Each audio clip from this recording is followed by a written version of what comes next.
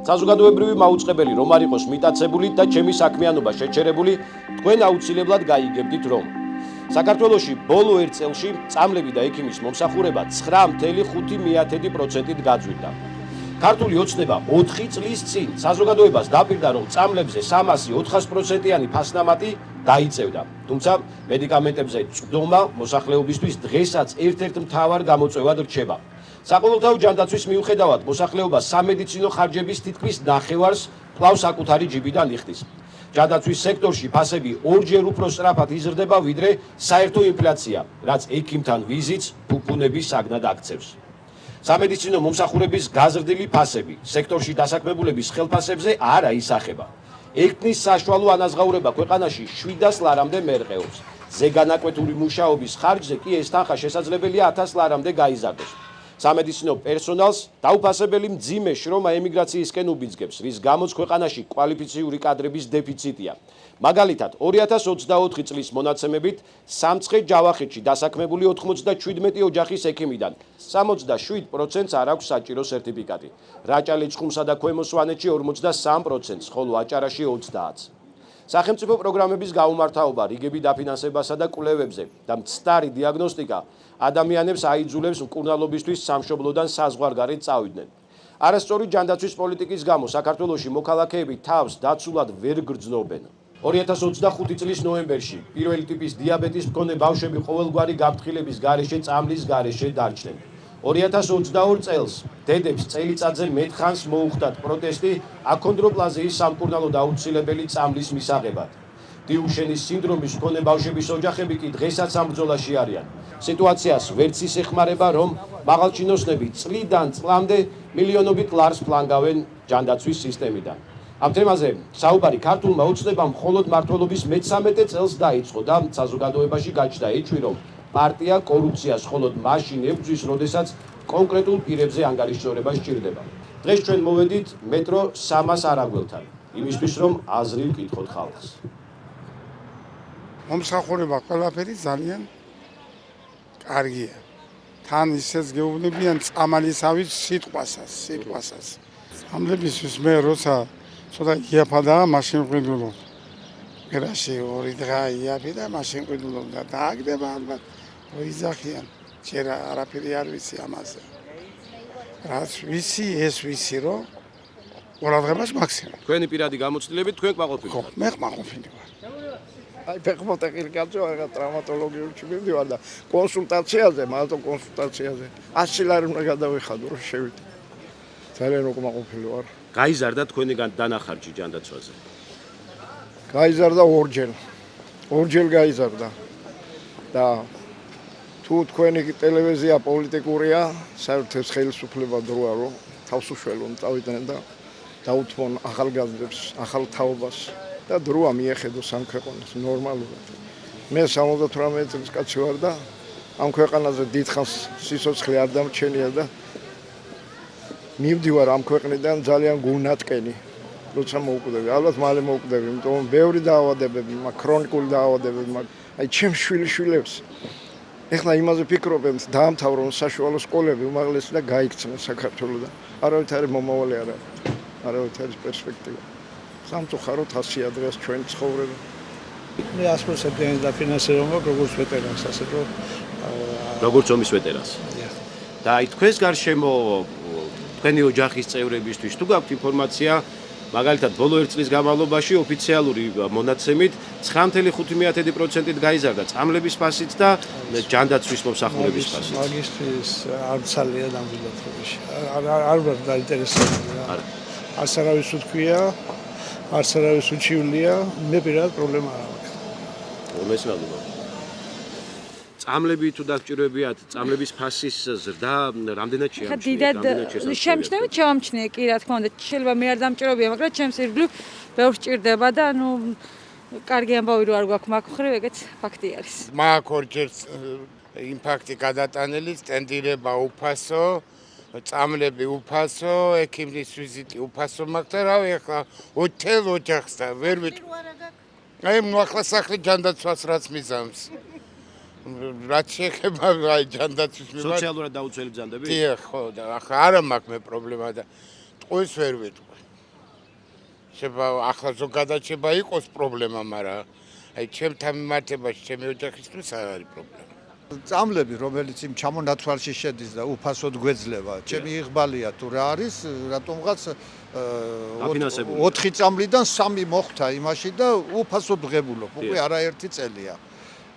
და ვადლობის მეტი რა მეთქვის, თუ არა, მაგის რომ ჩემი გადასახდელი იყოს, მაშინ რა თქმა უნდა, ეს ჩემი პენსიის უკვე რაღაც 500 ლარს 5 ლარი აკლია მომატების შემდეგ.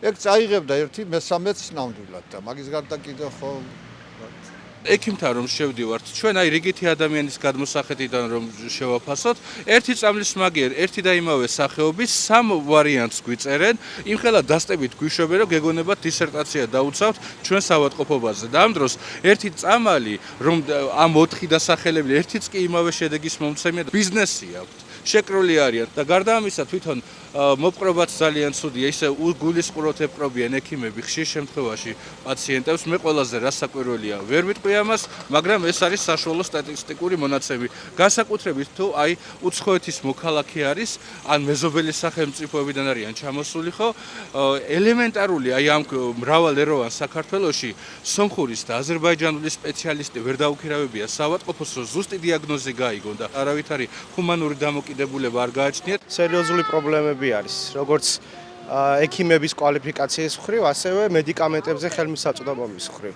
პირველ რიგში ალბათ განათლების სფეროში არის ძირეული ცვლილებები საჭირო, მაგრამ არა ის რეფორმა, რომელსაც ახლა გეგმავს ჩვენი ხელისუფლება.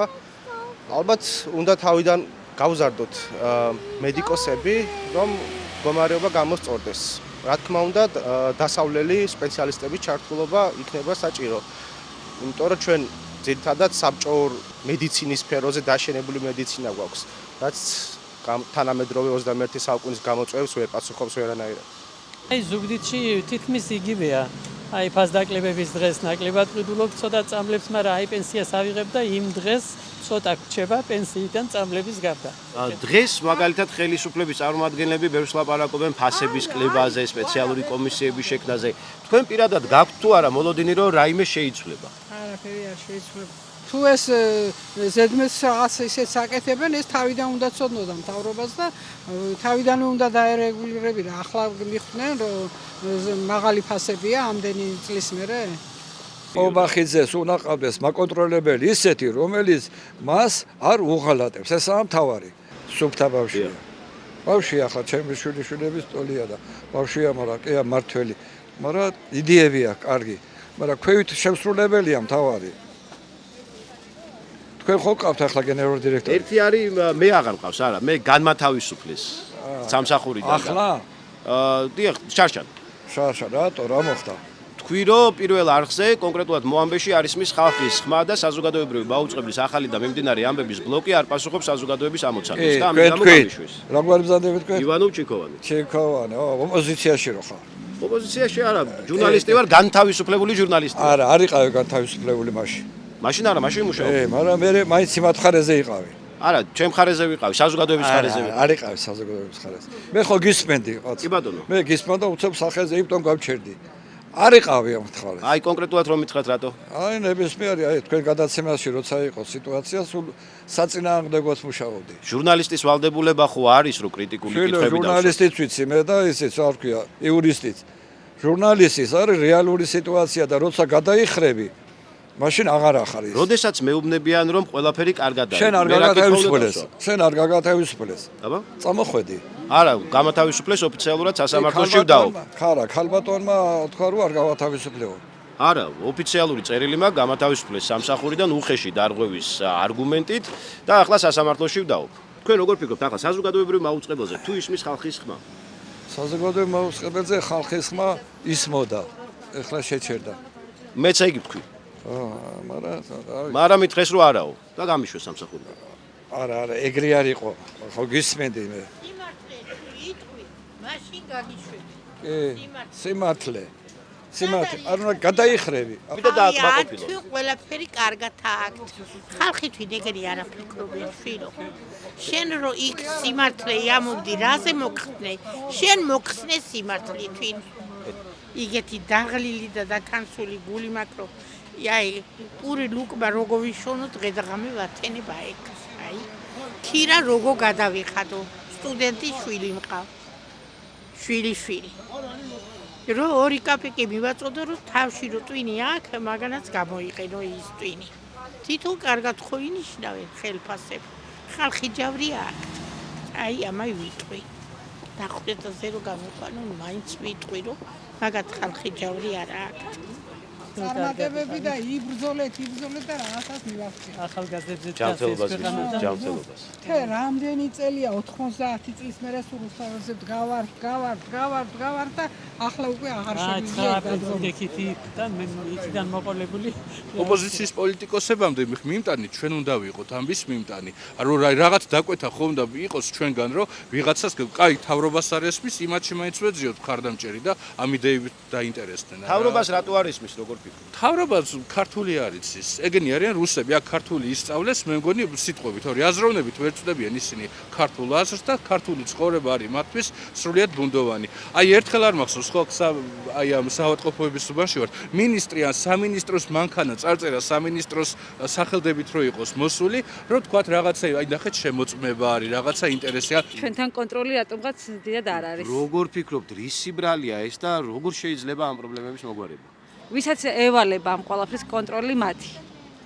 ასე რომ ყველაფერს სხვას ვერ გადავაბრალებთ, მაგრამ ჩვენ შეგვიძლია რაღაცები შეცვლა ადამიანებს უბრალოდ, როცა ხელი არ მიგვიწდება ეგეთ რაღაცებზე, ჩვენ ვერაფერს ვერ შევცვლით. ეს არის მიზეზი და დანარჩენი გააქვთ იმედი და მოლოდინი რომ ახლომავში შეიძლება გამოსწორდეს. ჩვენ ადამიანები იმედით ცხოვრობთ და ასე რომ რამდენად შეიძლება არ ვიცი, მაგრამ დიდი სურვილი არის რა თქმა უნდა.